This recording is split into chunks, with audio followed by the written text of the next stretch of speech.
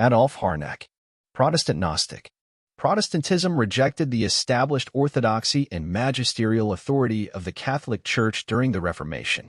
While the Reformers supposedly aimed to correct certain doctrinal and practical abuses, this rejection of authority also opened the door to even more radical departures from orthodox theology.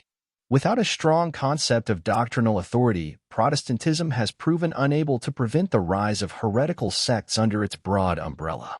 See Luther and the schwaermerei. The description of Adolf Harnack demonstrates this well. Harnack promoted a view of Jesus that rejected core Christian doctrines like the divinity of Christ, miracles, and the importance of the Old Testament. His theology aligned more with the 2nd century heretic Marcion than with Christian orthodoxy. Yet, Harnack remained a prominent Protestant scholar. His radical liberal theology flourished because Protestantism's decentralized nature cannot not effectively curtail heretical concepts. While the original reformers supposedly aimed to uphold biblical authority, Protestantism has led to an acceptance of open heresy due to its inherent lack of institutional safeguards for orthodoxy.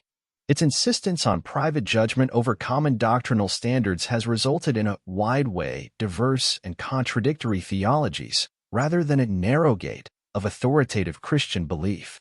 Harnack's success in promoting a fully heretical theology under the banner of Protestant liberalism demonstrates this clearly.